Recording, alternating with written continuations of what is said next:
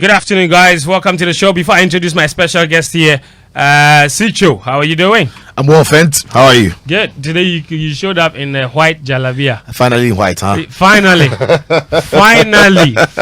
You took you. People will be asking, jalabia we know in town is white too. Why you don't have white? I have white. You're supposed to wear that thing, and today's Friday. I have white. Yeah. So today I'm showing them I have white. Your white, right? It looks like off-white. Yeah, off-white with some design, not flat white. Is it? Hold on. Is it off-white or is dirty? No, it's off-white. I don't wear dirty whites. You never know. Muftawu, Nabila, Abdulai.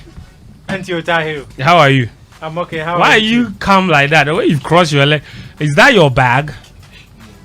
Oh, okay, that's Doc's bag. You see your Anyway, Muftawu, how are you? I'm okay. How are you? The Salah, this is the first time I'm seeing you since we broke the fast. Are you sure? Yes, 100%. You went to hide in your house with your wife and children. You ate all the Salah rice. You didn't care to call me your brother and say, my brother, come and eat some of the rice. When you were traveling across Accra eating salad rice, did you ever bother to give any of us salad rice? It's okay. Anyway, I've got two special guests with me today. Dr. Yetsa Twakli. Did I get it right, Doc? You did. Okay. Thank you. And then Coach Lauren Seagrave is also here. Coach, how are you? I'm doing very well. Yeah, it's good to see you guys. How's everything? Doc, let me begin with you. Obviously, basically, I have followed you guys the last few days since you arrived. You've been conducting the Velocity Speed Summit from Sports Equity Lab. I mean, what is all that about? Basically, for anyone that hasn't exactly followed closely, especially for our audience, what is the Velocity Speed Summit all about, and what is this great man, Lauren Seagrave, this legend of physical performance? What is he doing here? Absolutely. So nice to see everybody. And Yeah. I like your white. My white is off white as well. It's because of the dust in the streets, Yeah. not because of I'm dirty. Don't hold brief for him. Don't hold brief for him. You're on brand. You're on brand. Our colors are blue too. Don't hold brief for him. Don't hold brief for him. Anyway, Doc. Yeah. You're just telling us about the Velocity Speed Summit. How did this come about? What is it about? Yeah. Basically. Yeah. So the Max Velocity Speed Summit is our first attempt to bring a science-based, athlete-centered, and coach-driven speed clinic as well as lecture and dinner to Ghana. So we're trying to essentially inspire the coaches of Ghana and the youth of Ghana to learn and understand the true neurobiomechanics of maximum velocity sprinting and high performance sports writ large. Wow. So science, the science is underpins all of it. So a lot of people think that speed is a talent. It's something that you can essentially will yourself towards, but actually it's not. It's a skill that can be taught. Of course, you have to add the teaching to talent, right? And to drive and to motivation and having an actual dream and vision. But there is a science to it. I'm a scientist at heart, and my wonderful coach here is also a scientist. He wanted to be a medical doctor and became an athlete and a coach. I wanted to be an athlete and a coach, and I became a medical doctor. Oh, there you go. So we're exactly we swap places, but the common ground is teaching, is science, and so we found common ground there, and that's why we brought this speed summit here. That's amazing.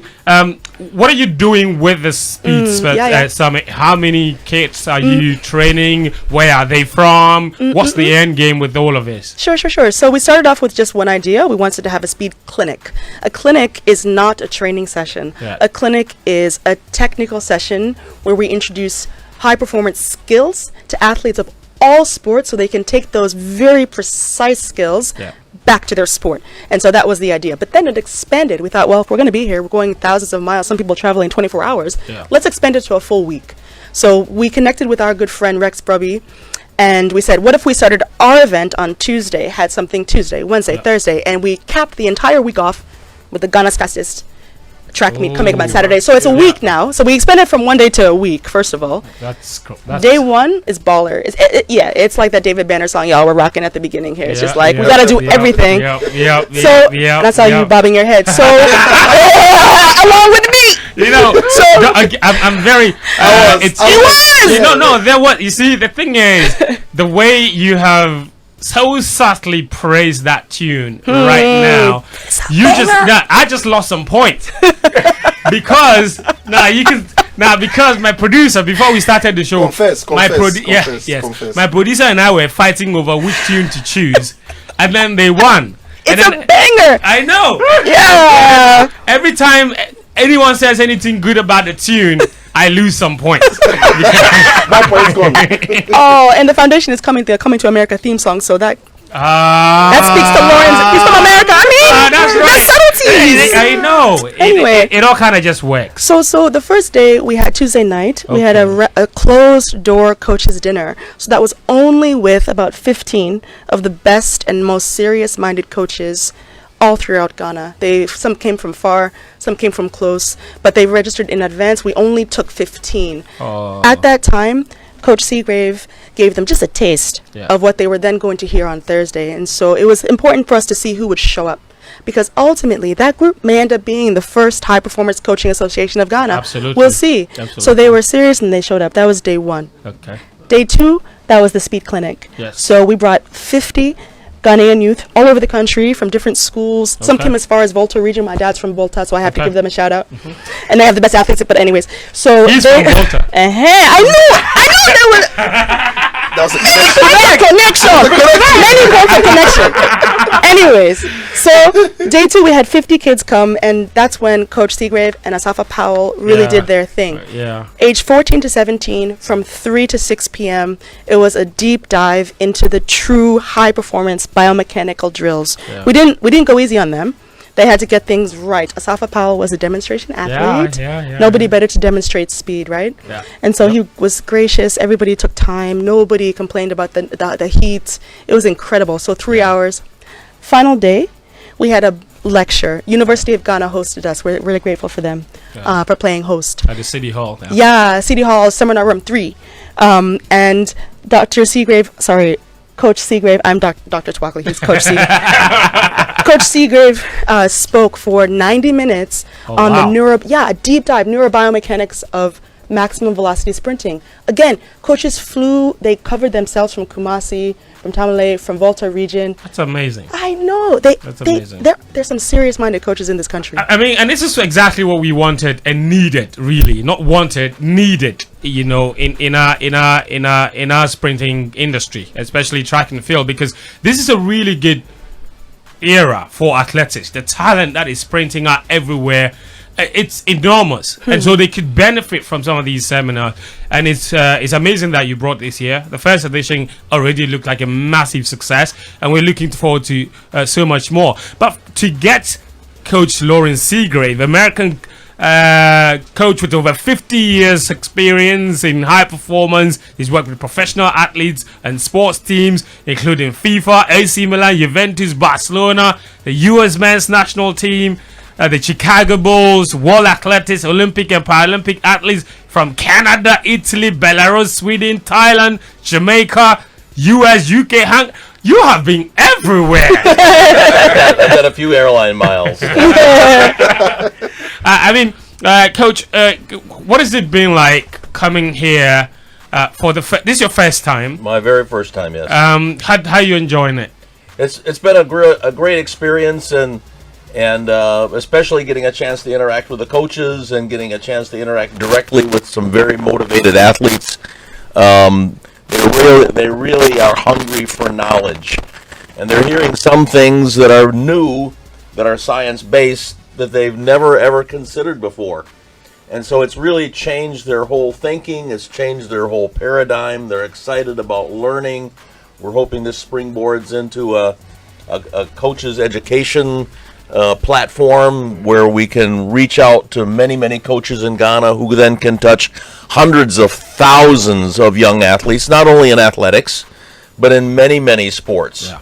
I've lectured in many places around Africa, and unfortunately what happens is the best athletic coaches get stolen by the football clubs and get stolen by the rugby teams and because they start to realize that speed is everything. All of those disciplines. Yeah, exactly. Even swimming. That's I mean that's very interesting. It's every discipline Except for requires chess. some level of speed. So yeah. if You you know. have the right person to educate you, you go and tap the talent of that person and the knowledge of that person to improve your skill. Yeah, unlike you, who doesn't care about speed coaching, you just get up and start running. You think that's how to be. So I the skill I actually need is how to talk fast, and that's why he's here. He's going to coach me how to talk fast. Coach, you've worked with some of the greatest, some of the biggest names in track and field, in football, in basketball. Just to give us a sense, we were talking off air about some of the people you've worked with, and in football alone, the moment you mentioned two names, Oliver Bierhoff and Edgar Davis, my mind was spinning. I'm like, that is huge. But you've in terms of Olympic track and field, who are some of the people that you've worked with, and how do you think, for example, the up and coming athletes around Ghana can benefit from the journeys of some of these athletes? So I think I have worked with many, and just to start to name a few: Donovan Bailey, LaShawn Merritt, Dwight Phillips in the long jump, who jumped 8 meters 74, which is not a bad jump.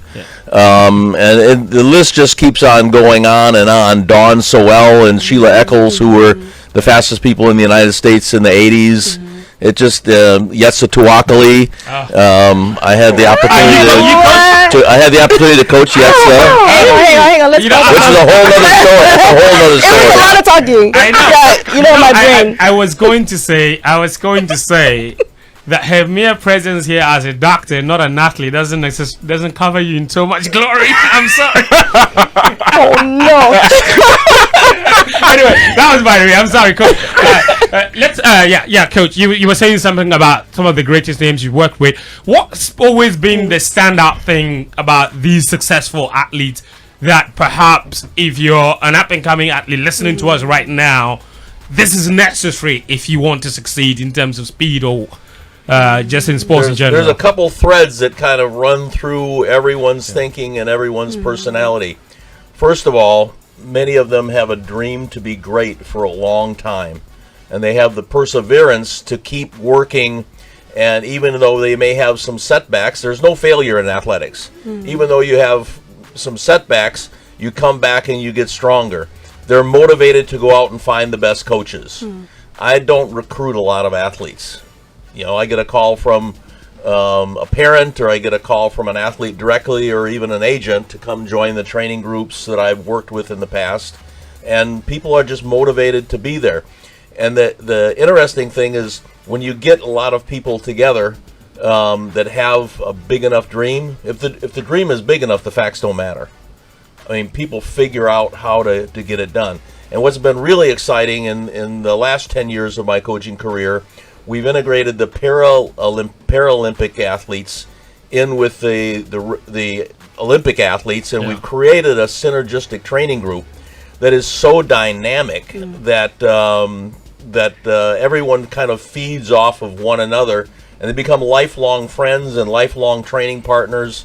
And it's like the old thing, team. Together you accomplish more.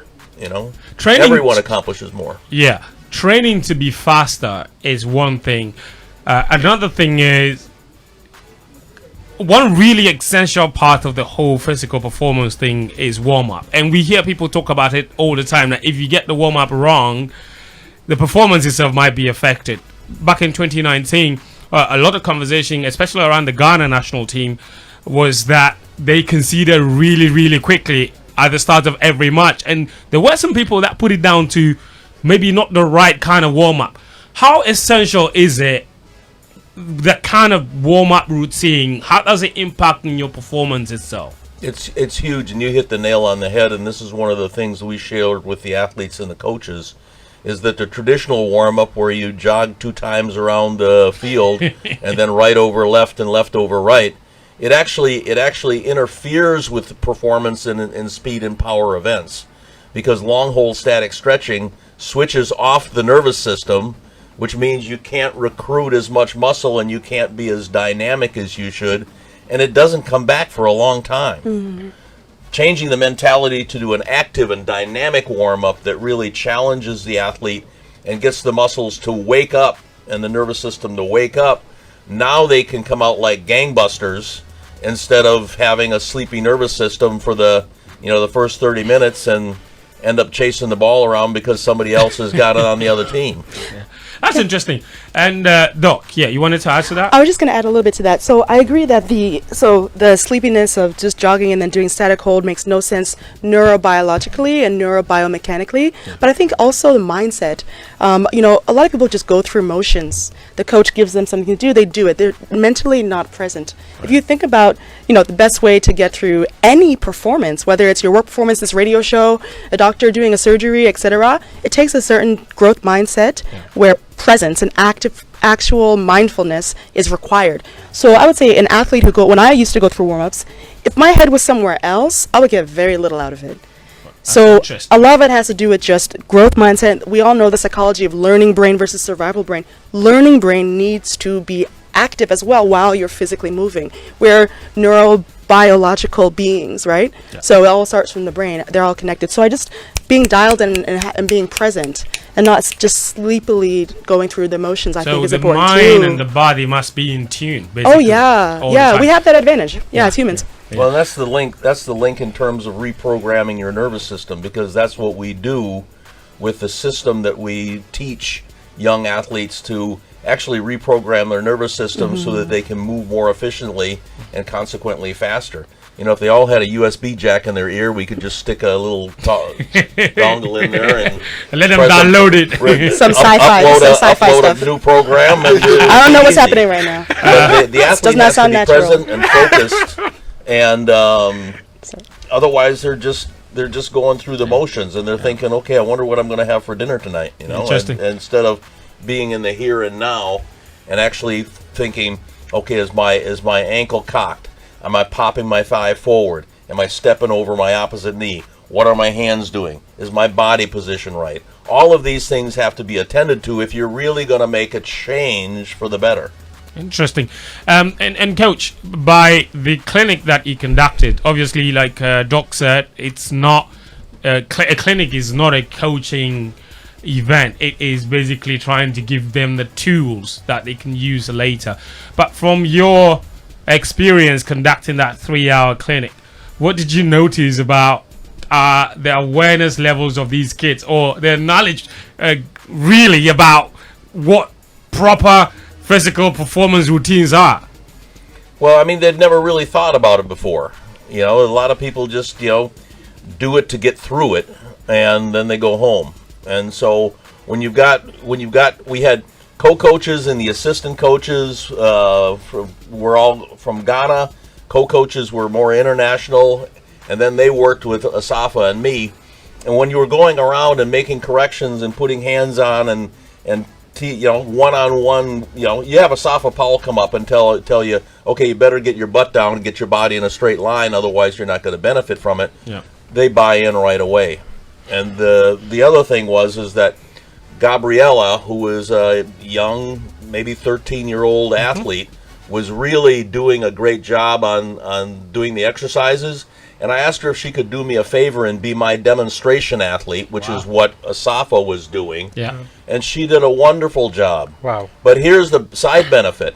All of her friends and all of the other athletes thought, wow, if she can do it, I can do it. And this changed the whole dynamic of the group. And all of a sudden, the energy level went up. Great tactical coaching. In this case, it's great psychological coaching. Psychologically, everybody's I'm learning a lot. If my mates can do it, I can equally do it. I can jump on it. It wasn't an accident that I did that. I was looking for the right person, and she did an unbelievable job. Coaching. But then she and her mother and her siblings came to the lecture that was designed for professors and coaches the next night. And they were back there taking notes and totally engaged about, okay, what can we learned this, but now what else can we learn and pick up and be able to move forward? No details. I want to ask this. I mean, you've been in the sports for so long, and Doc as well, you've been there for so long. I gather maybe in the 80s, the more pressing things to give an athlete as training or in clinic would have been different from what you discovered in the 90s, what you discovered in the 2000s, and what you discover now. because science keeps evolving. And as you've spoken, it's a lot of scientific issues. From where the sports it's now with science, what is next? When you sit back and analyze where the sports has reached with science, first it used to be only talent. Then because of technology, science, and research, we realized that a lot more of things were scientific. Where do you think the next thing is for elite athletes? Well, and that's a interesting idea, because going back to the 80s, which I often use, basically people coached the way they were coached. And so it became just one continuous mistake repeating itself over and over. And then all of a sudden a lot of research started to be applied, and some real specialists jumped in, and we linked coaches with scientists. And now all of a sudden things change. That was kind of the 90s. In the 2000s, we started the coaching education systems around the world in different countries. And by the way, this is one of the reasons why the Jamaicans are so good. They have the best educated coaches in the world, because it's not by accident then. No, I went to Teddy McCook and said, you need to start a coaching education system. And he said, no, they'll get too strong and throw me out. I said, no, they'll love you. And he stayed to be president until he moved up the ladder even higher. Wow! But all of their coaches are educated by the educators in the country, going out right down to the high school and the grade school level. And basically, I hear what you're saying. So, and basically, that's what we need in this country to get to the next level. Because obviously, if the Jamaicans can do it, we can do it. The Jamaicans are from here. There's no reason. Exactly. The Jamaicans should be winning gold medals every now and then, and we cannot in this country. Can't even make the podium. Yes. Hey, that's very judgmental. They're trying. Can I answer that question, though? Yeah. I have two things I just wanted to say. So, in terms of where we're going, I mean, the thing is, in every field, we're discovering more. There's new archaeological discoveries every year, right? Yeah. Same thing with sports science. The beautiful thing about sports, I think, is that we're trying to optimize human potential, right? So, I think there's two areas that represent the next frontier. First is inclusion. I mean, I really do think that a modern sports environment would have athletes from all backgrounds, whether they have disabilities or not. Why? Because then interesting questions start to be sparked. Number one. Number two, Olympic athletes start to look at their Paralympic colleagues and say, well, if that person doesn't have a foot, a leg, an arm, if they're seated, and they're able to pull themselves up from the dugout of life to a podium, that's a massive perspective shift. That's what we experienced in Lauren's training group. So I think inclusion is one direction that you're saying, where's elite sports going. The second, though, is athletes who are performers and also healthy relationships between athletes themselves, athletes and their sports, athletes and their coaches. Look at Naomi Osaka in tennis. She took a step away and said, I'm prioritizing my well-being over winning. Simone Biles, Tokyo 2020. I'm not going to break my neck. I'd rather not become paralyzed. Thanks. So I really feel like we're moving in the direction where athletes are full humans, where wellness is just as prioritized as their winning. Interesting. Amazing, Doc. Thank you so much. I just let me ask Doc a quick question. Muftawu, we need to move on. Yeah, we need to move on. But just going to be pretty quick. One thing I want to understand is that if you take a look at the current generation of Ghanaian athletes that we've got, before they went to the US, you would notice most of them were doing 10, 12, 10, 15. They go to the US, they're doing sub-10s and all that. So you ask yourself the question, what is it that they are doing out there that we do not have, and what must we do to be able to have our athletes also get to that level? You don't even have a track. That's so, like, I mean... No, but that's like asking how is sausage made. Yeah. Right? I mean, it's every detail. No detail is left uncovered. No stone is left unturned in many high-performance environments, right? From sleep to nutrition timing to nutrition themselves to mental conditioning to strength. I mean, how many, we can go down the list, A to Z. So it's an attention to detail and a precision, right, in the training environment. I don't know what you would say, Coach. The other thing is having training partners that are like-minded and also talented, so everyone is pulling each other up by their own bootstraps. And you've got a group of coaches, and you go to a meet in Florida in April, and there's people running 9.999. And if you look at there was a 18-year-old the other day that ran 9.86. Yeah. And you see this, this evolution, what used to be thought to be unbelievable world record pace in the 90s, is now being done by 18-year-olds because of the evolution of understanding of the coaches, of applying the sports sciences, and really leveraging that in order to be able to lift everyone up. Interesting. Doc, so everything culminates into tomorrow, which is Ghana's fastest human. Yeah. And that event has been running for what? This is the 10th year, I believe. 10 years. Yeah, that's a lot. But we'll be there. A lot of athletes have gone through. But ultimately, Doc, I'm looking forward to working with you guys going into the future and with Coach as well. Hopefully, I have a grand idea about what we could do to track and field, especially after the Africa Games when we finally have a functioning track. Because right now, we just don't have one.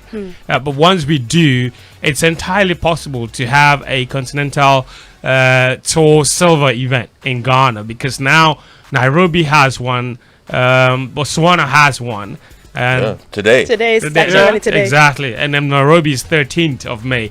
It's possible if we have a very functional track to do that, and you're in leadership in that kind of position, and I like to see this go to that level ultimately. So thank you for everything that you're doing. It's been an absolute pleasure to have you here, Coach, and Doc. Hopefully, this will be the beginning of so many really, really great things for athletics in Ghana. Thank you, Doc. Thank you. Thank you, Coach, as well. Yes, so those were some very interesting comments, very interesting thoughts, of course, from our special guests that have joined us here from the Max Velocity Speed Summit, which has been ongoing and included lectures as well on physical performance from a very accomplished high performance coach, Lauren Seagrave, who is joined us here, and Dr. Twackley has also been able to join us here. She's the one that's put all of this together. Thank you so much for joining us. All right, we're moving to the next part of the show.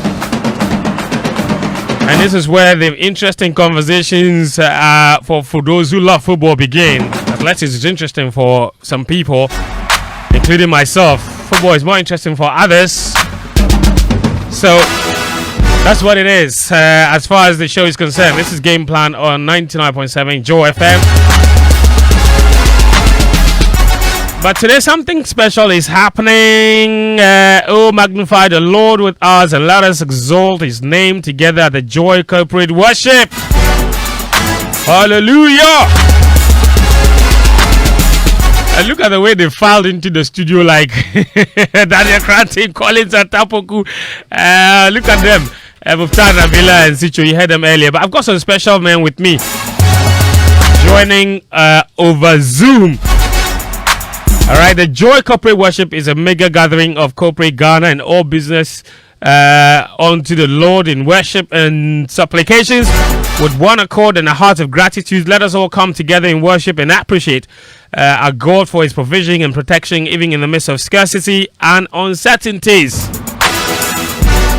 In that atmosphere of intense worship, we will also cry out to him for the healing and sustenance of our businesses and all our endeavors in this era of economic distress.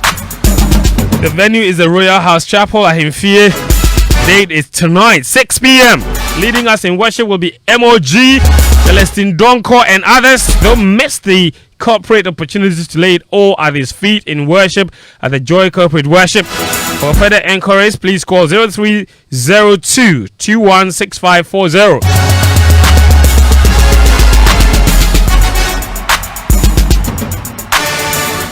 The Joy Corporate Worship is supported by the Apostle General Sam Kranche Ankara and Royal House Chapel at Himfie. A Joy Corporate Worship, a corporate appreciation. Alright, to talk more about it, let me welcome Fifi Forsing, Pastor Achewakwa, and Reverend Mike Nee Bosi. Guys, welcome to the show this afternoon. How are you? Thank you. We're doing great. Yeah, I sound too excited. I sound too excited, huh? It's a special evening today. Fifi, let me begin with you. What should we expect from the Joy Corporate Worship, 6 p.m. today? Well, I like the shout out of praise the Lord, hallelujah. It's going to be shared today. So, obviously, you said it. We're going together at the Royal House today to lift up thanksgiving, worship, and prayer to God as corporate bodies, corporate entities, businesses, individuals. Joy Corporate Worship is that mega platform where we're trusting God that quarterly we can let this happen. You know, you mentioned that in these days of scarcity, distress, and uncertainty, you know, we need to come before the God who supplies. First, we're going to thank Him for how far He has brought our businesses, and we're going to commit the remaining year, as it were, our businesses before Him to open the floodgates of blessings. And so basically that's what's going to happen today as we meet at the Royal House Chapel. We will praise God, we will worship, we will thank Him, and we will pray. And so that's why you all must be there. Hallelujah, hallelujah, hallelujah. Pastor Aqua, let's talk about ministering. What kind of event we should expect this evening? Mr. Fossing already spoke an awful lot about the need for it tonight, but let's talk about why we should all be there this evening. Well, tonight is actually the second edition of the Joy Corporate Worship. The first edition was an awesome time. The power of God was so strong. The presence of God was so strong. One thing we've got to understand is that there is the law of source and resource. And the law of source and resource states that wherever a thing comes from, that is where its source of livelihood comes from. So take a fish, for instance, out of water, and in no time it is dead. Why? Because it comes from water, so it's got to be in consistent contact with water to continue living. And that is how we as humans are. We came out of God, we come from God. And one of the avenues to continually, have contact with God is through the avenue of worship. And so in a time of worship, we're going to connect to our source so we can draw from our source what it takes to continue to fulfill that which we ought to fulfill. And so this is very, very important. I want to encourage each and every one under the sound of our voice to be at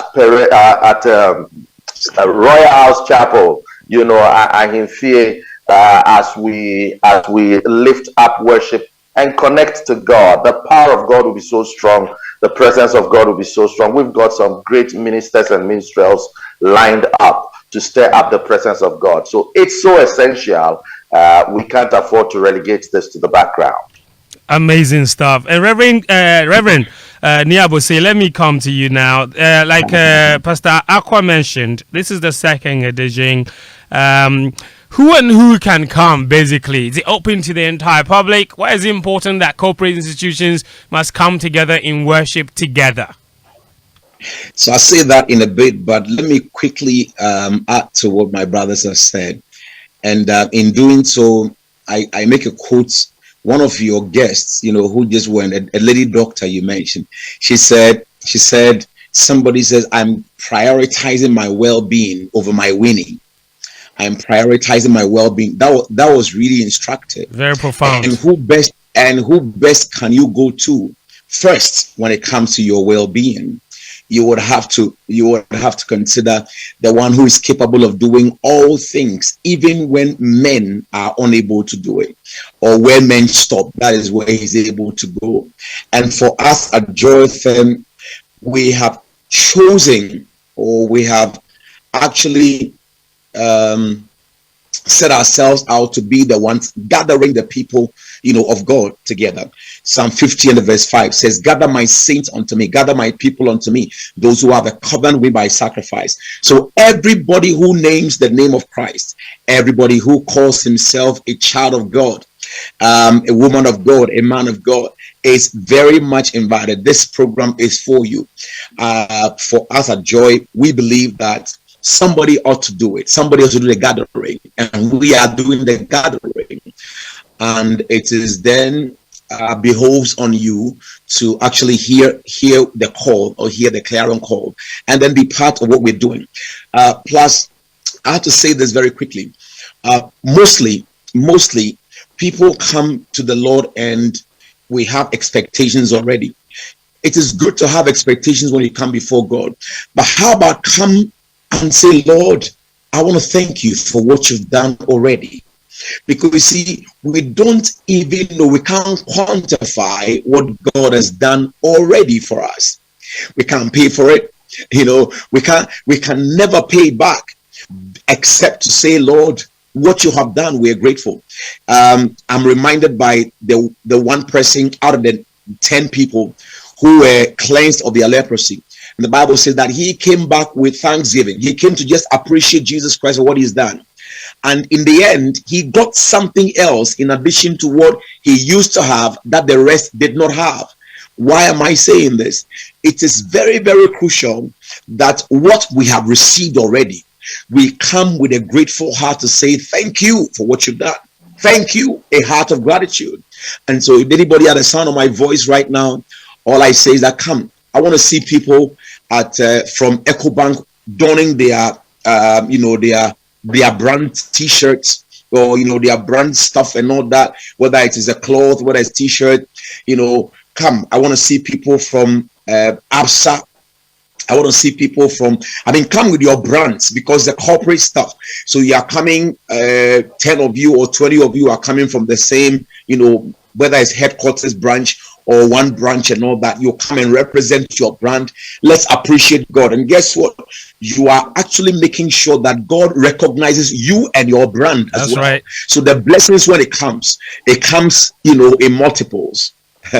Hallelujah, hallelujah, hallelujah, hallelujah, hallelujah, hallelujah, hallelujah, hallelujah, hallelujah. Thank you so much. That sounds very familiar, It does. But bottom line, this evening we are all coming there. 6 p.m. Royal House Chapel Ahimfie. Wherever you work, come there. Say thank you to the Almighty God for His favors, for His glory, for His favors, and all the good things He's done. Because I think one of the most profound things I picked from what you said, we tend to keep asking, but we never remember to say thank you for what we have already.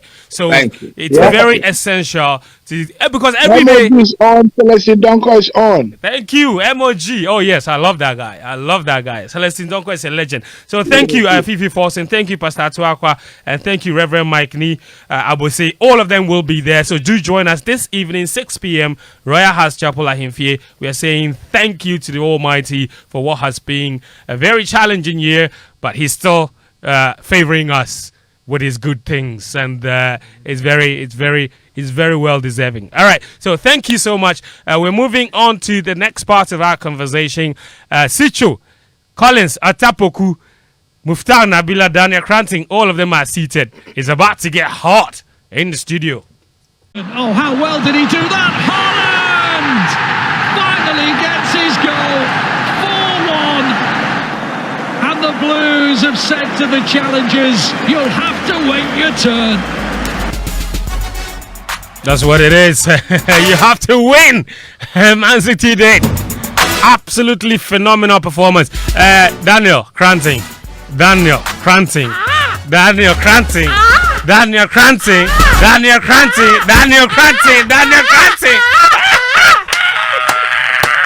Bedman.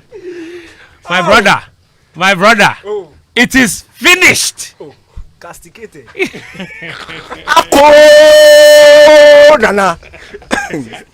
So I think what the boy said at the National Science and Maths quiz. What did he say? He said that the 3 men. Which 3 men? Who give me a talk the thing. You are not telling the story well. Okay, then say it. I don't know the story. But you don't know the story. You don't know the story. Let me tell the story. You are saying what? The story lacks all the elements of a good story. You see, I did literature, so I know appreciation. So I can tell a good story by the way it starts. So you can't just say 3 men. You don't identify the 3 men. Okay, it is finished. That's all. Let's move on. It is finished. It's finished. That is right. Collins, Atta, Poku. Tahiru. Is it finished? Just about. Charlie, welcome. Oh, they could see about crowd. It has to be. We are still on. We are soldiering on. What are you on? The ecosystem. What is that? The ecosystem is the ecosystem. Ecosystem is. Yeah, we should be asking you what the ecosystem means. Ecosystem is an afternoon show on Asempa. That has to do what exactly? That seems to do what exactly? I don't know. I just see politicians attempting to snap. So now you have to count an account for the stewardship. That's right. We are accounting for our stewardship.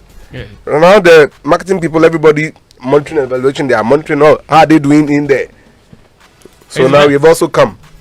The idea that we should leave the Football Republic alone is what drives us on to make sure that we continue to call for a proper rendition of the stewardship course. Collins, now that I have you here, I am going to ask you this question.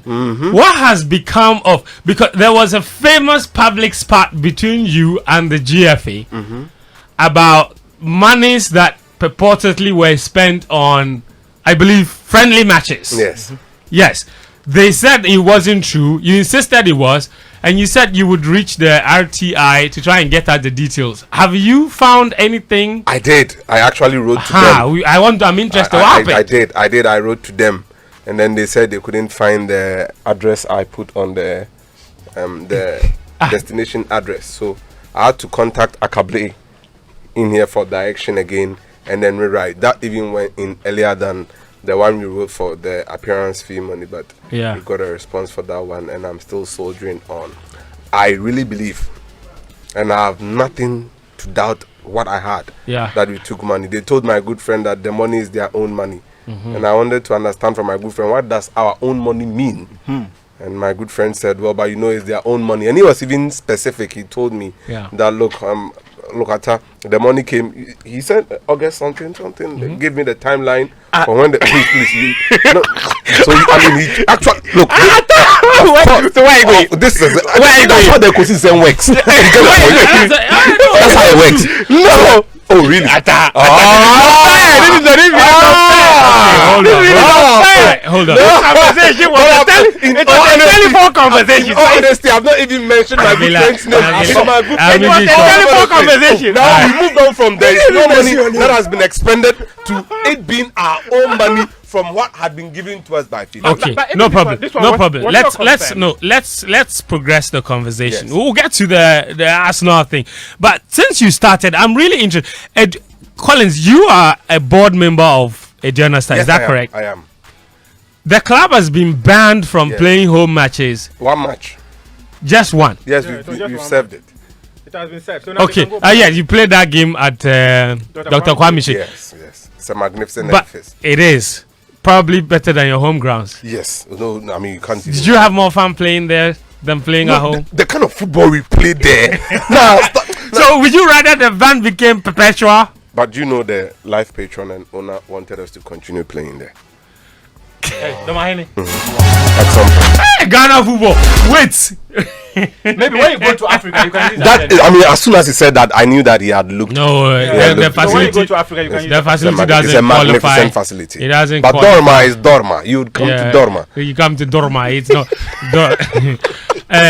But why do the fans in Dorma like beating up opposition fans like that? Especially fans of Tamale City and RTU. Because the incident that got them banned happened against Tamale City. Yes. The week before that, RTU experienced something similar. Yes. I know there is history there between especially the BA clubs and then the Northern Region clubs. But I thought that was in Division 1. Yeah. I didn't think the Journal Stars were that involved. I knew about Sitsofe, the incident from 2021. Yeah, I didn't.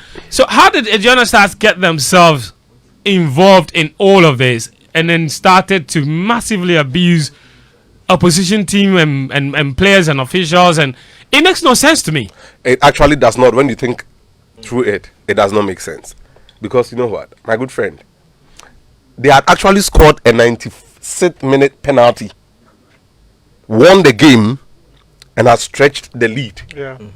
So everything the fan in Doma wanted that day happened. 3 points, got the victory, late goal, and there was pandemonium all over the place. They were drumming and dancing, but quickly the Adriana players at full time rushed to where the Tamale City's players were and told them, look, let's go together.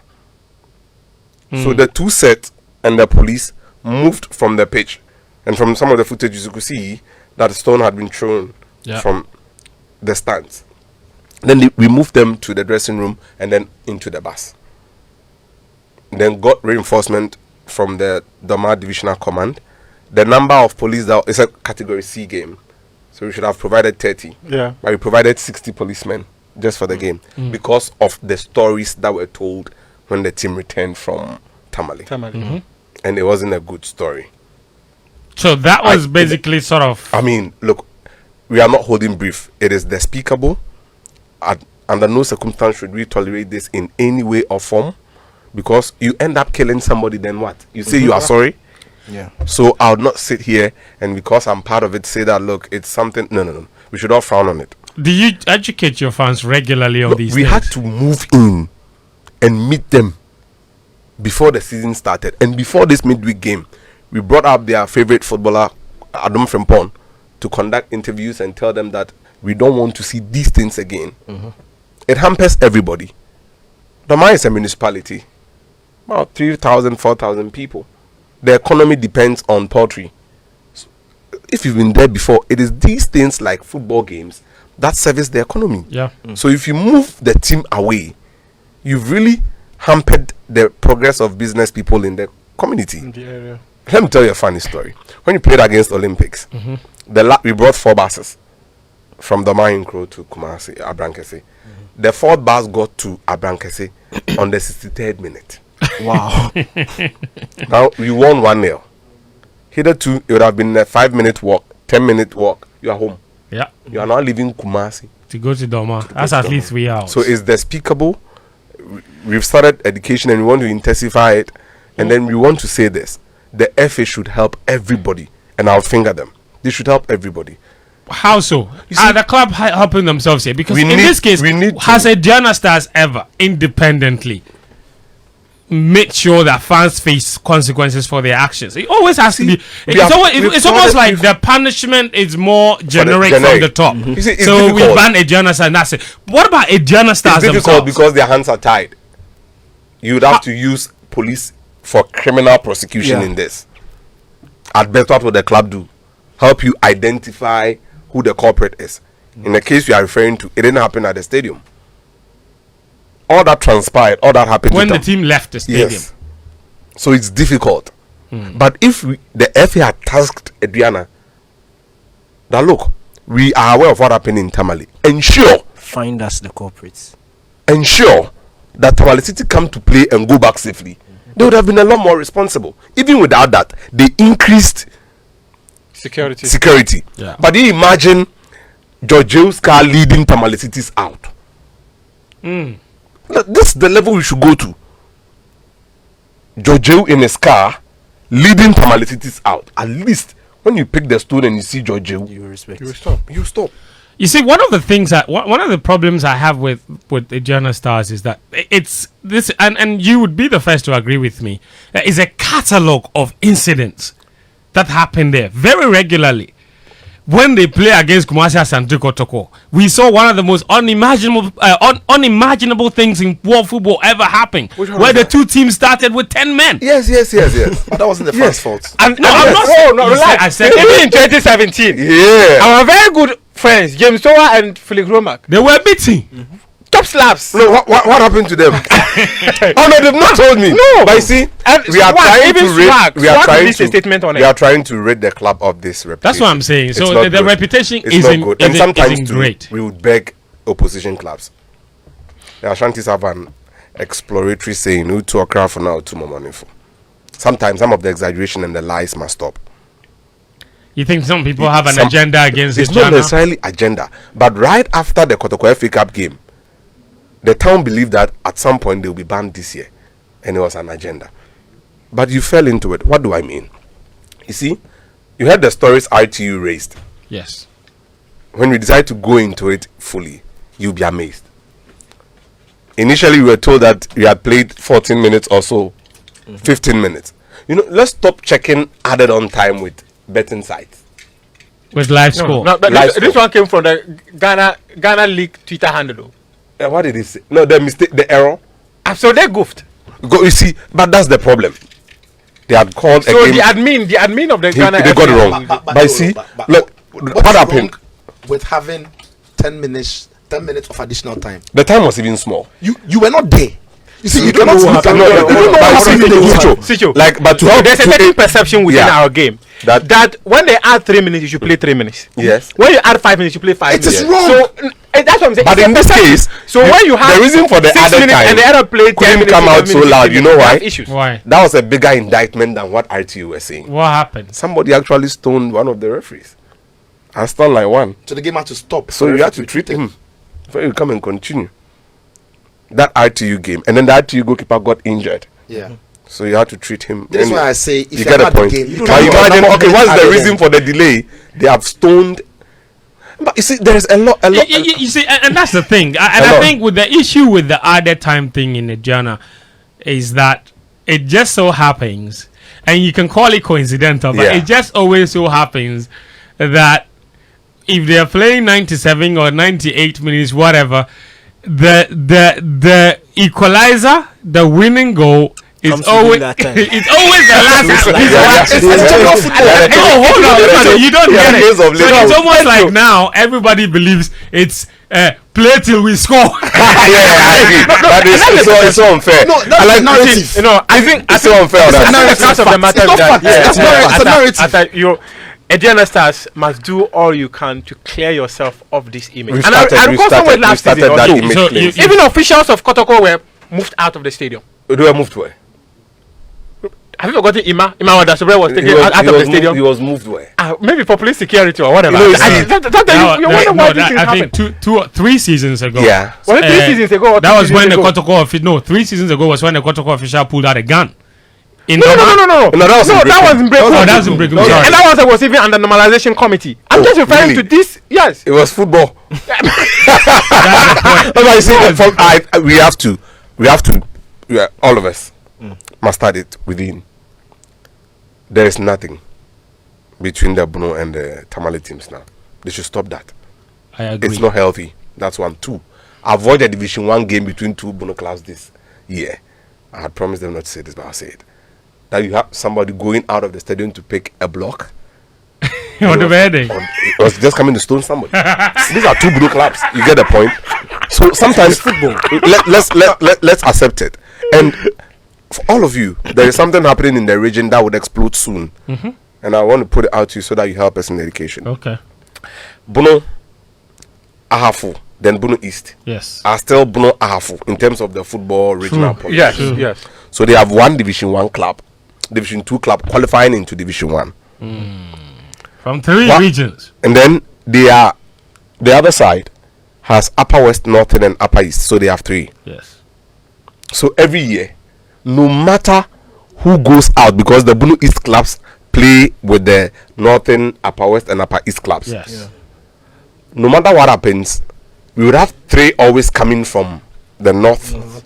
And then the one that comes in might not necessarily come and play in Zone 1A, but might go to Zone 1B, depending on the location. Yeah. And with the decision of the FA to split it into 2, that's what we're always going to have. No, you see, but the difficulty now is that people are buying clubs from the north. Yes. Why are Sim qualified? It is now called Blue East United. Yes. Why? Because it is easier to qualify there. That's the thing. So there will be gerrymandering. Yeah. I've watched Kumbun, BMBM and Mana FC play at Techiman because their pitches are not cool.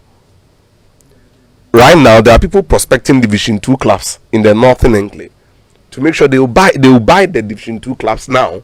Let them play, qualify, doesn't our good friend run one? Yeah. I discussed it with him and he was like, yeah, but it's the order of the day. So we are going to suffer.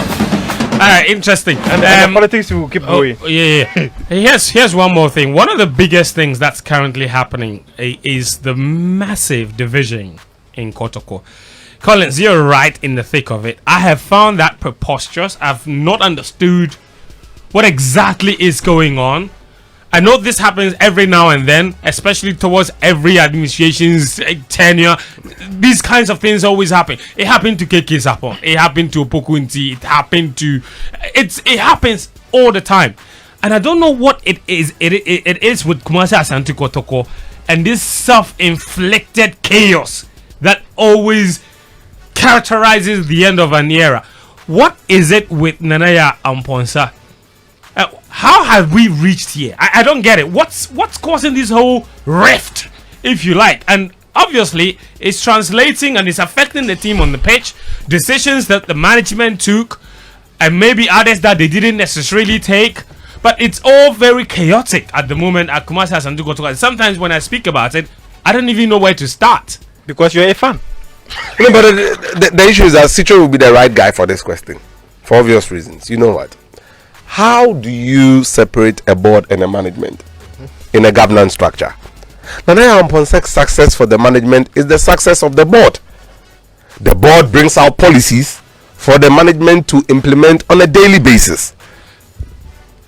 Structurally, that's how it's supposed to be. Yes, So I am telling you, have me on record.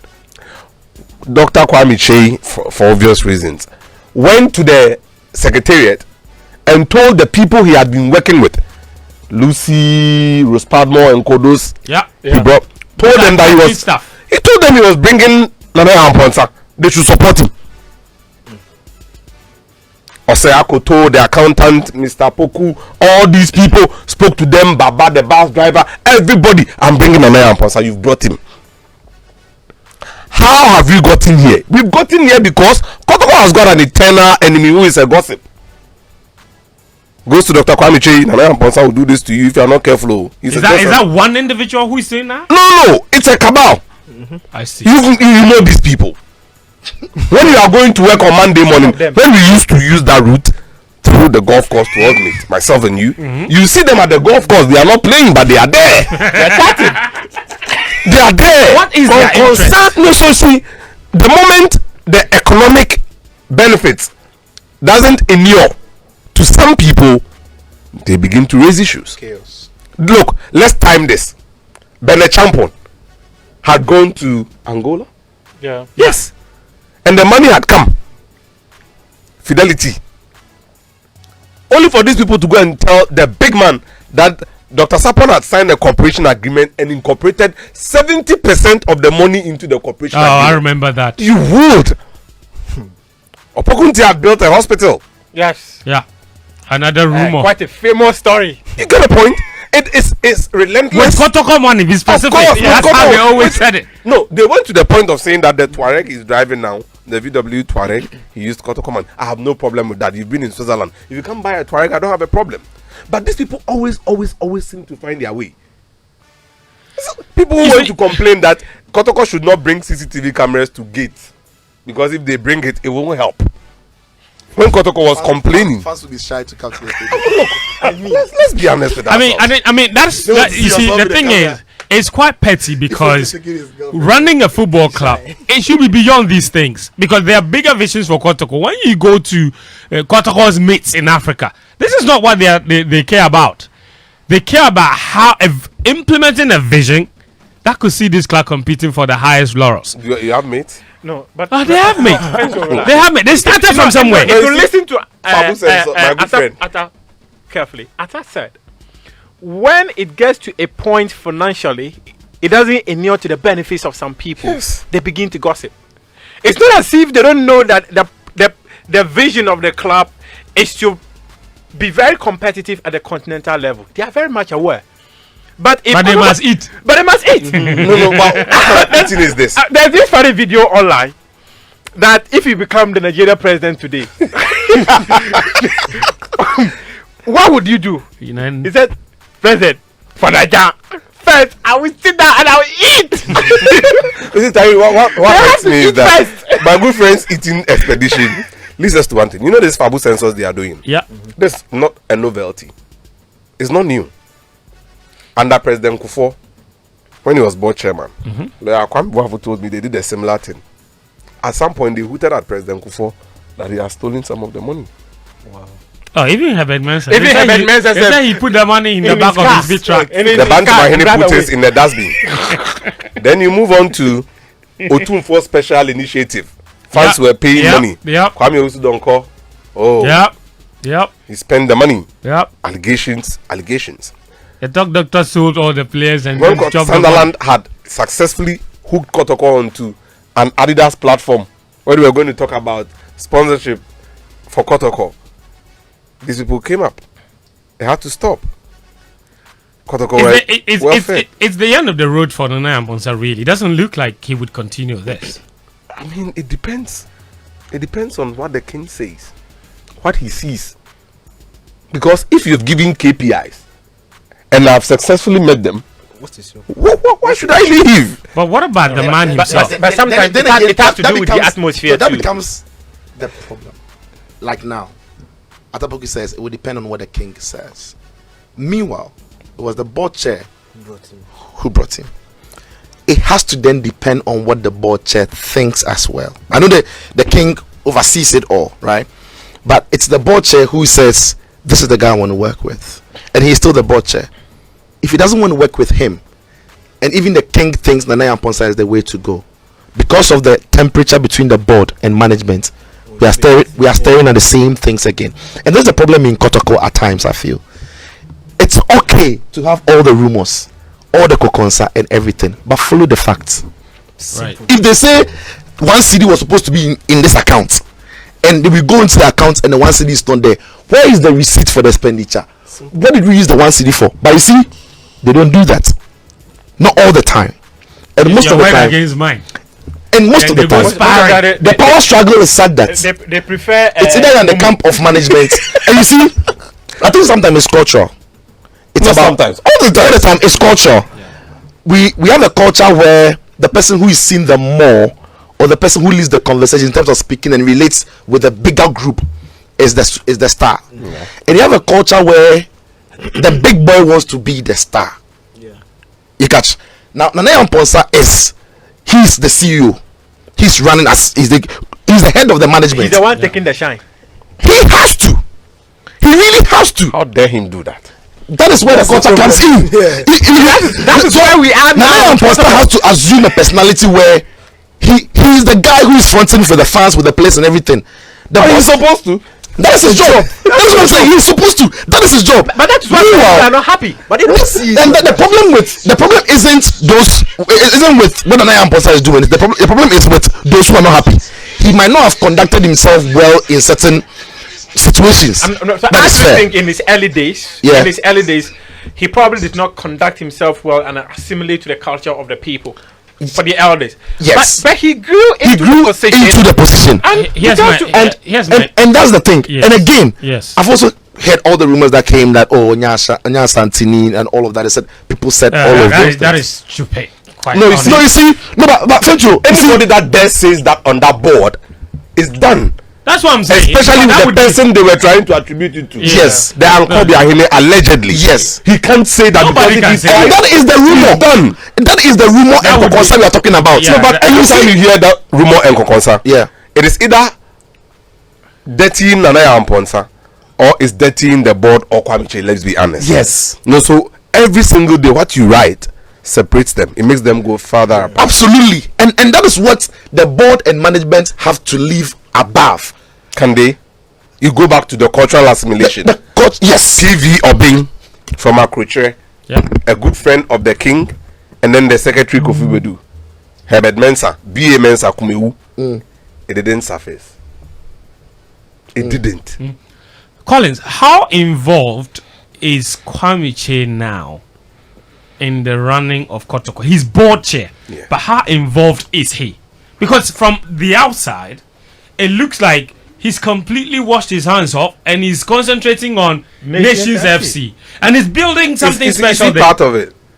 Officially not. Is he part of it? Officially not. Is he but you don't need to be officially not. That's the difficulty. If Nations FC qualifies to the Premier League, Kotoko and Nations FC can play. He's involved in the club. He's the board chairman. So he's the ultimate policy proponent for them. What was his last policy? No. When was his last meeting? Because you have to be there, to submit this. Yes. So when was the last one? Yeah. Because he also feels bitter about the way people are treating him. There have been whispers that he has secretly gone to tell the king that thank you, but this thing is becoming turbulent.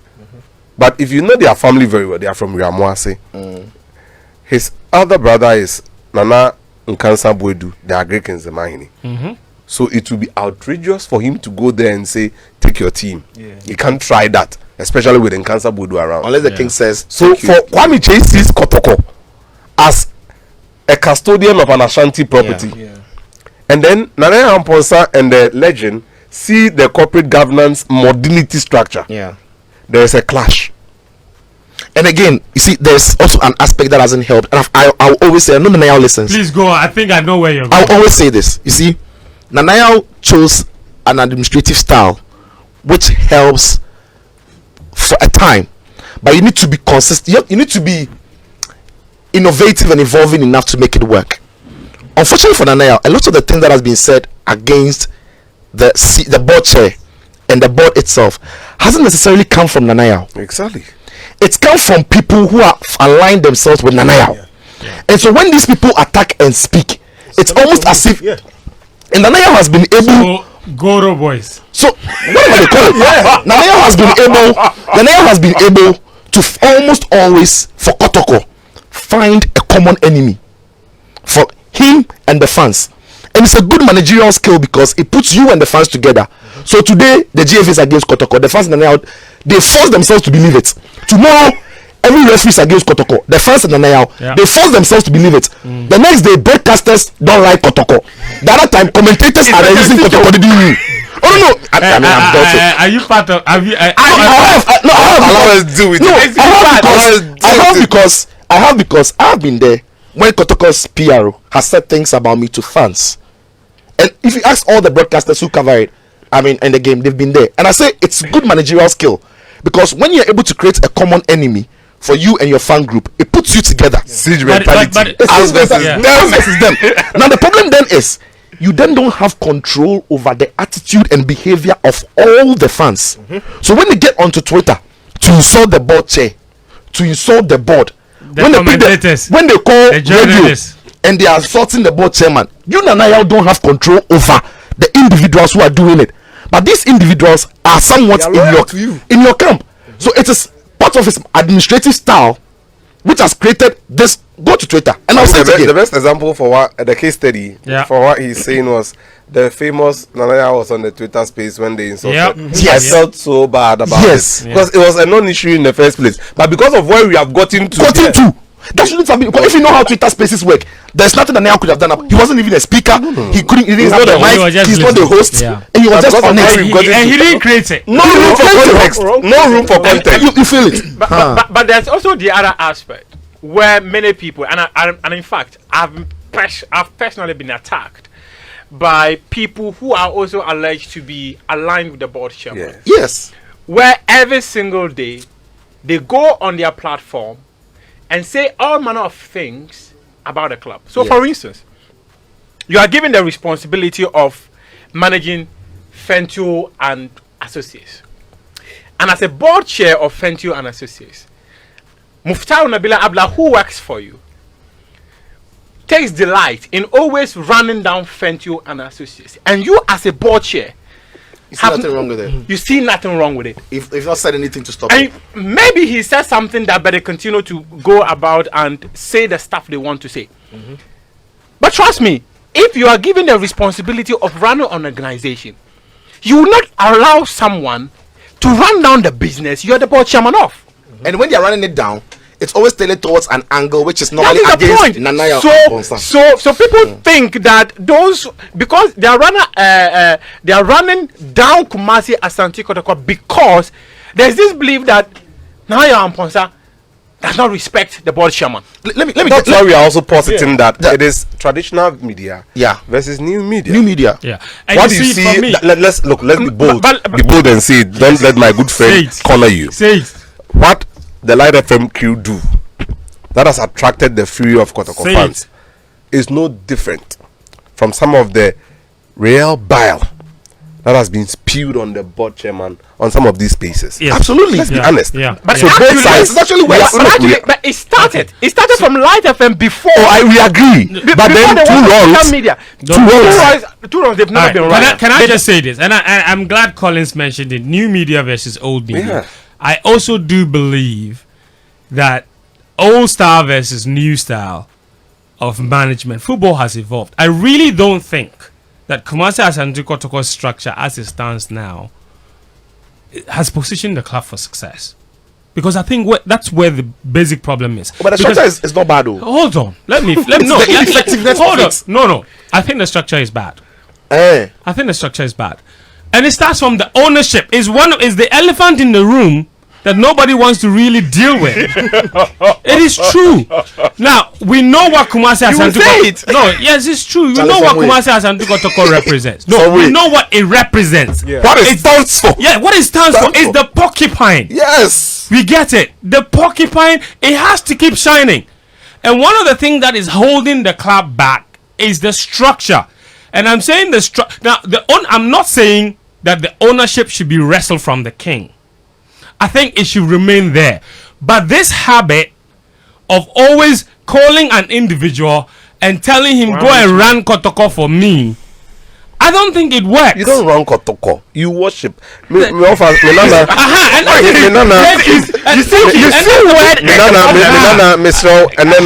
Asante someone force you and dying to know. And so do Mojane obey Ebesum Asante. So it's an honor and prestige for you to be called to come and so I'm using my money to worship. We stop worshiping Kotoko. You see, anybody that wants to speak, we can't let you finish. We beg. You know what they say? I was going to suggest something. Now they say that it's cultural. You see, I get it. But I know. Hold on. But I think it is. It's not scrupule. I think it is essential to open Kotoko up for investment, where private equity stands to also benefit in a certain way. So, for example, instead of maybe calling Kwame Chi and say, come and worship Kumasi Asante Kotoko, what if they opened up Kotoko for private investment? Float some shares. Yes. Not even float shares. Not necessarily. You don't want to go the line. I see, and I had this conversation. Let's go. You know, so we are supporting you. We are backing you with our life. Yes. You know, open it up for private investment. Okay, let some people come and take maybe minority share in the club.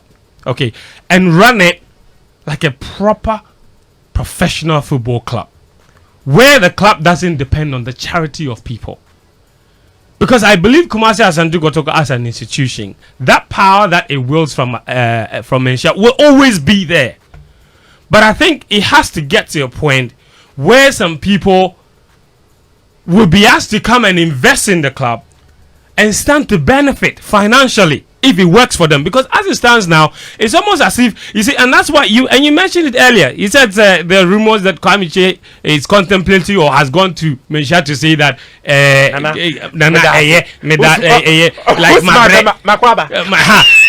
you get what I mean? And all this nonsense going on between board chair, he doesn't attend board meetings, and board chair doesn't talk to CEO. It's a private investor. AKA, just give a good example. If Todd Bowley came to spend money in that football club and he hired Nana Eamponsa to be his CEO to run the club, there cannot be any possibility whatsoever where there is a rift between the CEO and the board chair, or where their vision does not align. What kind of institution is that? You can't succeed in an environment like that. And that is exactly what the problem is, because Nana Eamponsa has his own ideas for Kotoko. Kwame Chi has his own ideas or no idea at all for Kotoko. That's unfair. No, hold on. You know, I said the reason I'm holding back is it become Chi bring Nanaya. That's all the ideas Nanaya think he has. See, you're not getting it. Appear in Kotoko. I brought you for the reason. I know Gary will record this. You can't separate before it. Nana Yamponsa was appointed, we did a background story of how Nana Yamponsa became the CEO of Kumasi. Good friend. It was quite detailed. Yes. Even when Nana Yamponsa wanted to become GFA president, Dr. Kwame had his eyes on him becoming the chief executive officer of Kumasi Asante. Yes. But we've gotten to a point where the two, they do not agree. No, I get that. I'm saying that at So the point if of they do not agree, when Fentuo got there, and they were saying that Nana Amposa has a way the club wants. He wants the club to go. Maybe the board chair doesn't. I'm saying that the board chair idea of how the club should be run and go is the appointment of Nana Amposa. You can't separate the two. No, the two of them. Hold on. Why is there a rift now? That is There is a rift not aftermath because- of the. I need to snap at Daniel Koranteng, so I must be a sniper, pick my rifle, and then snipe. Yeah. No. Now, But in the recent Atta, recent communication from the club, they've gotten to the point where the communications officer says that we inherited a club that had been awarded cost against for not insuring their bus, and Steve Pollack actually took Kotoko on, and others could have followed suit. Yeah. After the. So, But you can't say that. can you? Nabila, hold on. You know, my good friend, where did the bus come from? None of us was able to say at that time that the bus was not insured. Not least when you have Holland. When the Holland people tried talking, they were told keep quiet if you want your business to do good. Now all of a sudden, internal secrets are coming out because both factions are sniping. Yes. No, but you see, that's why I sort of agree with Fen's structure proposal for structure. Yeah. Because if it's a private investor, these personal things that are going around won't hurt anybody. If I stand to benefit, if I'm the board chair and I stand to benefit, these things you are talking about, somebody is going to say something about it, I will not care. But I feel Kwame Che will feel hurt because it's like he's doing them a favor, putting his own money in. He's not necessarily getting anything out of return, and then people are going around tarnishing his image. That's where his hurt is coming from. Then Nana, on the other hand, too, is you've brought me in, I'm doing my thing, somebody too is saying something. But if Kwame Che was benefiting financially from Kotoko, I don't think he will care if person A comes to tell him that this person is going to say something. At the end of the month, my money is coming.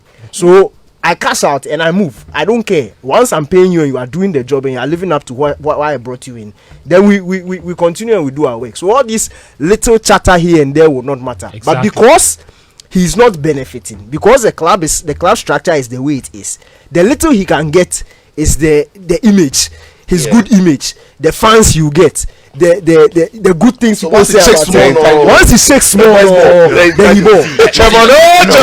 Collins, listen to this. Muftawu, listen to this. And this is one of the things I find fascinating. Kumasi Asante Kotoko's management, led by Nana Yamponsa, is proudly championing their achievements. And listen to this. And you can tell exactly where the problem is. And one of their biggest trump cards is the fact that they have been able to beat down on accommodation costs for players. From what was initially 6,000 Ghana cedis being expended on every single player per month to now 600 Ghana cedis. What you should know is that the 6,000 Ghana cedis per month that they were incurring on player accommodation, that money was going directly to the board chair because the player slept in his hotel. And now the management says you've cut his business. Benevolence. You've cut his business. Benevolence. Assembly, You see, and it's one of the manager's biggest achievements. Ordinarily, Sonia Yakuba. How long did he sleep there? Brother, so you see, many players, not just. No, but I mean, he didn't play. You just had an like for one round, he was home, just training. He was there. So you see the divergence in vision that I'm talking about. Because the previous the previous management that Nanaya replaced was under the same board chair. Yes. Executive board chair. Executive board chair. Yes. Who supervised and sanctioned the club's decision to house the players in his hotel. Didn't he write that bill off? Hold on.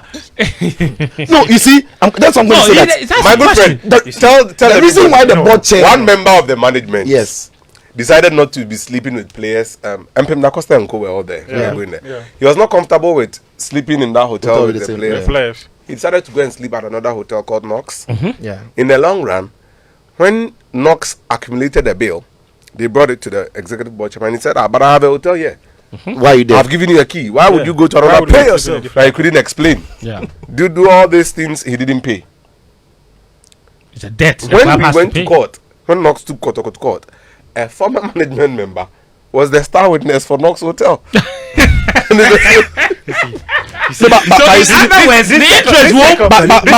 see, that is why people have not been necessarily fair to Dr. Kwame. You see, as the board chair, he doesn't necessarily have to know how to run the club day to day. That is why he's brought. His job. I agree. Yes. So when they've made bad decisions in the past under his tenure, that people were sleeping in hotel that caused ABCD. One of the reasons why he brought Nanaya and Ponsa in was to correct some of these wrongs. Yes. So if Nanaya has corrected it, and even though it affects his hotel bailing, it is credit to him and even Nanaya. I'm not sure why anybody will boast with it. Sitcho, have you considered the possibility that, hold on, have you considered the possibility that there were certain corrections that were not needed? Like what? Like the hotel? Like the hotel. They were needed. They need to save money. You see, the bot, because it doesn't speak much. And of course, Nanaya is, and people, they speak a lot. So people don't. I'm looking at that bot chair and I'm thinking that, this guy is not actually looking at those things. Those petty monies. And you see, that man is he be rich guy. He's not looking at the 6,000 in his hotel. He's that rich. He's rich. 1 million. He doesn't need billion. Yeah. Old city. He doesn't need. He signed to sleep in his hotel like that for recruitment. 1 million guys just like that. So the reason why he brought Nanaya and Ponsa in was so that Nanaya and Ponsa can reduce the cost and the burden on the team and get some of that. Including the bus moving. The bus was moving. The entire gospel. The caller say, Chairman, the bus in Thai sport. We need money to go and fix. That is why he brought in Nanaya and Ponsa. So nobody will give him that call. So it's credit to him. Credit to him. It's not credit to Nanaya and Ponsa. Now, before the ball from Tahiru, the consensus, we are all here espousing brilliantly. Then we go to August Palace, and then August said, Kwame Medawase, Mikoto Koiwaye ni ye. Yes. Nansen Kra, na Mama Masuma Dreaming, Assembly BM. Does he see what we say? I see. No, do they tell him the truth? But he is on record. I mean, my Asante Kotoko until be ankasa menim keke. Mena me Asante hene pin kurato kejeti amete. Yes. Oh, that one is true. He has everything. He's the most informed person in the region. Spiritually and physically, the briefings he gets, the spiritual side is true. I like the spiritual side. Even the thing is that people of such authority, the information they have access to, exactly, you can't imagine. Yeah. Oh yes. You can't. Okay, I think the consensus is clear. Trumpeting the IGF these days, have you seen it? Yeah, internally generated funds. Yes. Now, do you know what the other side is saying? If they are men enough, they should bring the auditor report. Let's see. Yeah, you can't say you made that money and we haven't seen the money. So where did the money go? But they can decide to bring it. Guys, I think thank you. Thank you. This Kotoko matter. I think the bottom line is they need to work more together and less apart from each other, because I think that is exactly what the problem is. And with that unity of vision, unity of ideas, you can't move forward. The board, the management must be in tune on what exactly they need for this club, because this club is mammoth. Its name is powerful. Unfortunately, a bulldog is not just a chihuahua. Backing all around and only Gary is here. Yes, Gary is here. Gary, where's Benny Bones? She'll be back. Where's Benny? She'll be back. Bring Benny, director of Olympic content. I have content for the Olympic channel. Alright, guys, let's wrap up the conversation today with Chelsea. Well, not Chelsea. I promise not to talk about Chelsea. The title challenge. I promise on my honor. Daniel, let me begin with you. You've barely said a word. We've had one of the most phenomenal performances by Manchester City in midweek against Arsenal. You have said from day one that they were going to get absolutely killed in that game. Arsenal fans thought, now we have seen it happen before. Pep Guardiola, they Real Madrid, they thought they were going to be there, they didn't be there, and they were giving themselves hope. Lexus too was giving them hope. He likes that thing. Two landing class. So he has to support another.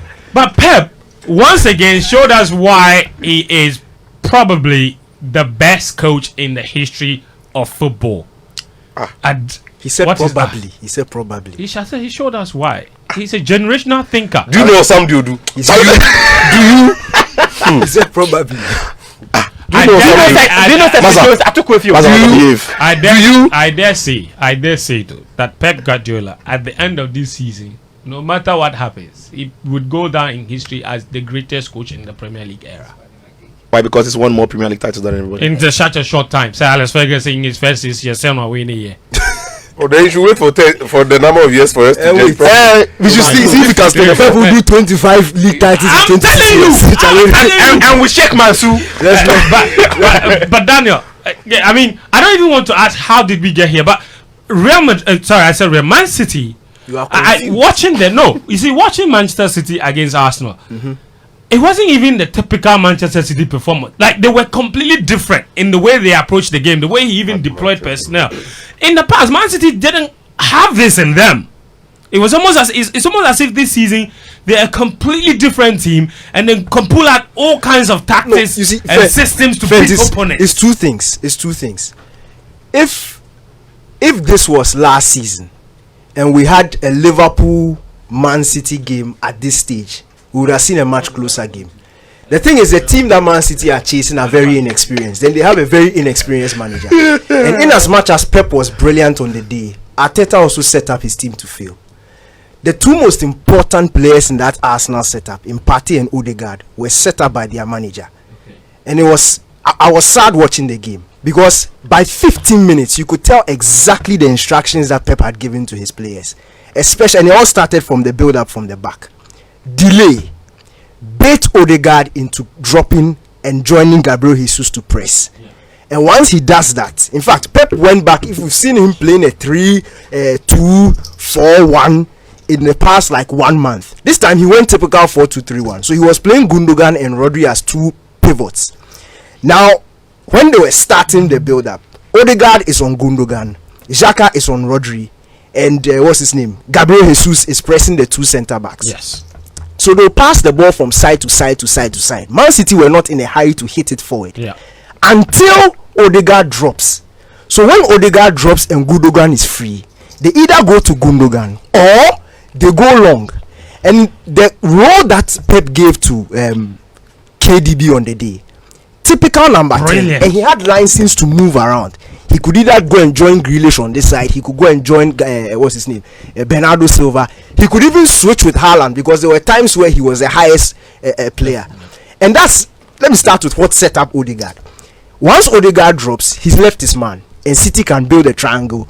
So it is Stones to Diaz, then Diaz to Gundogan, who is free. Once Gundogan is going, Partey is set up, because now he's one-on-one with Kevin De Bruyne, and he can't follow Kevin De Bruyne when Kevin De Bruyne goes wide. And Man City knew that, so that's where Partey was struggling. Partey couldn't drift wide and follow Kevin De Bruyne.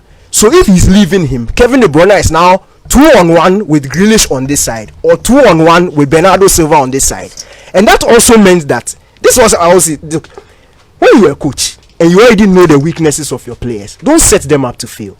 We all knew that Rob Holding has weaknesses, but once Rob Holding sees that Kevin De Bruyne is drifting wide, Partey can't follow him, he has to go.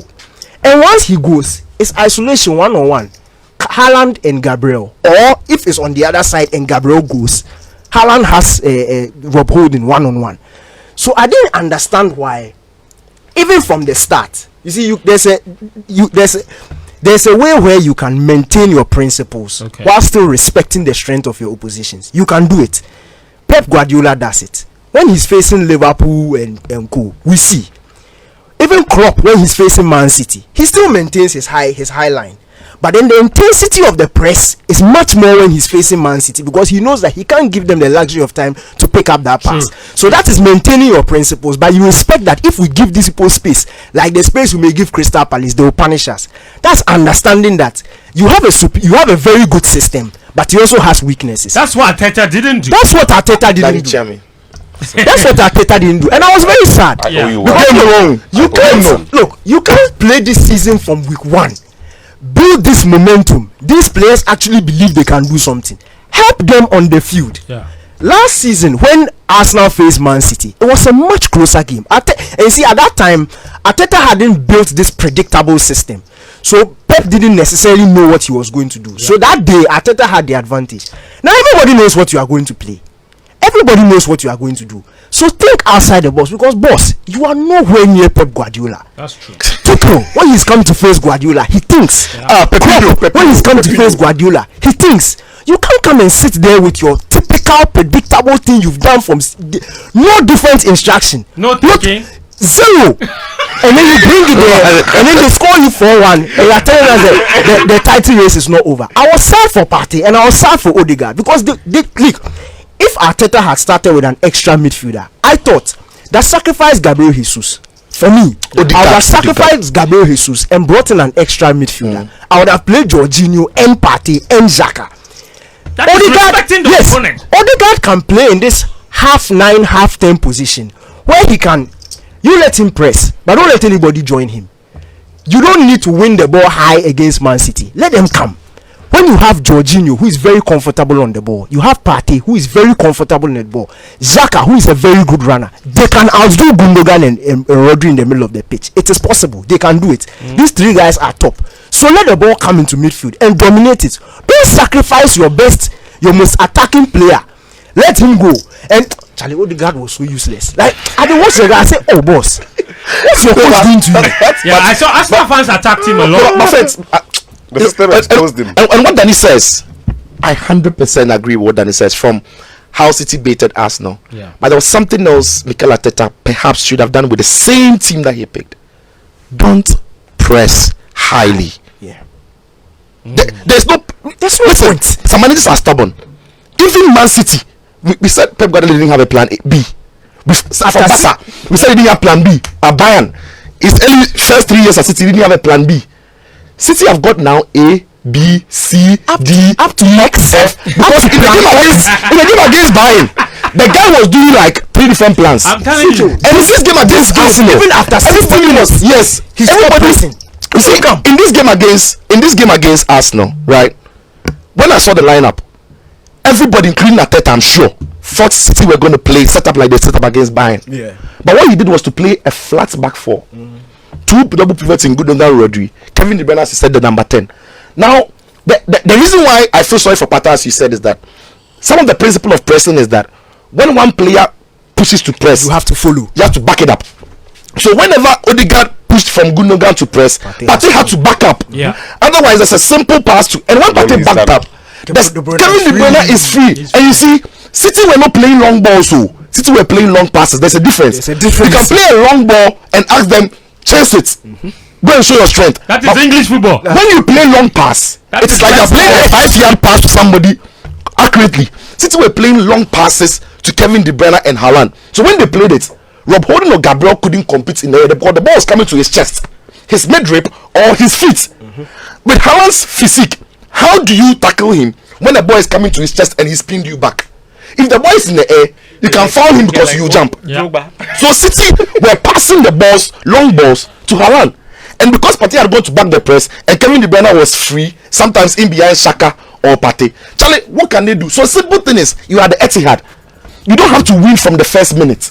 You have to try and frustrate ManCity. We give them that respect. And then don't press highly. Because City were just standing off and waiting for Arsenal to commit. They were waiting for Odegaard to press Diaz. They were waiting for Partey to back up Odegaard's press high. So what do? Stand off them. Ask City to go to a different model, a different plan. But they just fell into the City plan. And City ate them good. Wrong. You see, another thing is about player instructions. And this is the thing I was talking about about Maguire last week. If you noticed, the more difficult long balls were always taken by John Stones. Yeah, Johnny Diaz. Ruben Diaz went long when there was nobody on him. So if let's say Gabriel Jesus and Odegaard are now pressing John Stones, because John Stones is better with his feet and has a better accuracy, he can go long, and that was instruction. But when Ruben Diaz is being pressed, he simply goes back to Ederson, or he gives the ball to John Stones for him to do the pass. There was a moment where Ederson was holding on to the ball for like 30 seconds. He was just, he said come, because he was waiting for he was waiting for Ederson. Come, we are not coming. Yes, he was just, and Pep was at the touchline telling him to hold it. He called him. He called it. Like, hold the ball, wait for them, hold it. Ederson, don't go anywhere, hold it. Thank you, Daniel. No, you see, next week we should have a conversation about where Pep Guardiola ranks in terms of the greatest managers of all time. Right up there. Because I think right now it's important to have that conversation. Right up. But for over 50 years, Duroplast Limited, your reliable partner for quality plastic products such as PVC and HDPE pipes of various sizes, have over the years progressed to become a leader in the plastic industry in West Africa and parts of Central Africa. And that's why they are now introducing Water Tank, the ultimate tank for water storage by Duroplast Limited. It comes with an optional water level indicator that lets you know exactly how much water you have in your water tank. So water tank, what a tank. Yes, what a tank. Remember, where Duroplast goes, water flows. I beg you, there's a message behind you. I want you to read it. I beg you. I need to do the LPMs. I need to do the LPMs. Alexis will beat us all. The National Executive Committee of the Temasco Old Students Association are extending an invitation to all anchorites, both far and near, to this year's annual Congress elections for new executives. It's on Monday, 1st May 2023, 9:30 a.m. prompt. Dr. F.K. Boaho is the venue. Come one, come all for our alma mater. Temasco! Nothing but the best. Temasco. You see, that's not what they wrote here. They wrote Temasco. Yes, please. It's here. If it's Temasco, then don't give me that paper again. It says Temasco. I have said it. You did your job. I have done my job. Thank you. Oh, I beg you spelled it wrongly. Let's blame Abeku. AD Plus is also here as well. You can just call 0242 439872 for more details. AD Plus Philly experience. They have the AD Plus decoder where you can now record your programs. Just find a USB flash drive with a capacity of 4 gig or more, and you can record live programs. And COVID-19 vaccinations are here. Millions of Ghanaians took the COVID-19 vaccines and they are now protected. Go for your booster. Daniel, have you had your booster? We all win the league. You win the league. Anyway. And KFC also proud to be associated with this program. My name is Fentuo, Tahiru Fentuo. This has been another edition of Gameplan. Up next, the drive time with Lexus. Before that, is here.